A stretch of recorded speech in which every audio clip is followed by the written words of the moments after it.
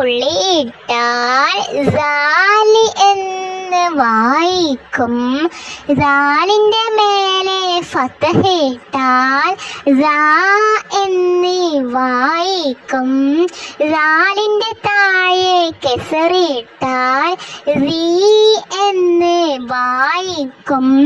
സാലിൻ്റെ മേലെ ലൊമ്മിട്ടാൽ സൂ എന്ന് വായിക്കും. സാലിൻ്റെ മേലെ ഫതഹിട്ടാൽ സാ എന്ന് വായിക്കും.